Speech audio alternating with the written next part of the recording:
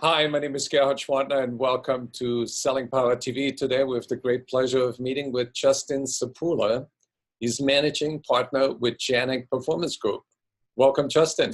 Yeah, thank you, Gerhard. Justin, can we talk about the use of storytelling in selling?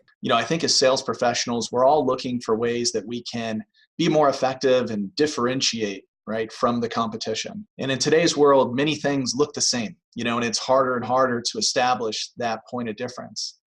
So how you deliver your information and how you connect with customers is a great way to do that. And storytelling can be that tool, right, in your arsenal to really separate you from someone else. Story brings emotion into it. It helps you connect at a different level. It helps you stand out, to be more memorable.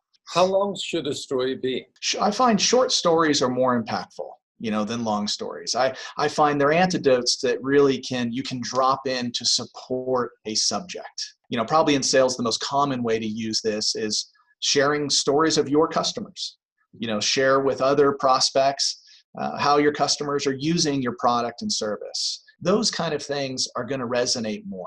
They're going to be more memorable. So when you find those moments within your presentation to kind of drop that in, it's much more impactful than saying, hey, we worked with XYZ company. How do you prepare salespeople for story selling?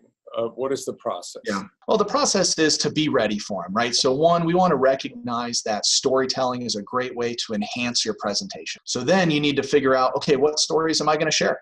Right? So you got to have some stories on hand that you can pull out and kind of share at any moment. Because one of the other things that we teach sales professionals on this particular subject is your story needs to be relevant, right? I mean, that's really the most impactful story is when you're talking about a subject, right? And a particular item comes up and you can show how you've solved that problem through a story, that can be most impactful. And to use them, to identify the right areas to use them, we also recommend that they keep them brief, to not launch into a 10 or 20-minute story, but to just drop in these short stories to help strengthen your presentation. Would it be possible for you at this point to share a quick success story on how you have helped the company and their salespeople tell better stories? Yeah, absolutely. Like one of the companies that comes to mind is we have a client in the insurance business. And sometimes selling insurance is not the most fancy or fancy topic or product. It's not like you're selling tickets to the Super Bowl, right? Something exciting. And we did a lot of work with this client on the work of storytelling. And some of the feedback that we got is we help people understand that they're selling more than just a product, that they're changing lives, and when you lose somebody in your family can be one of the most, difficult, right, and emotional times in someone's life.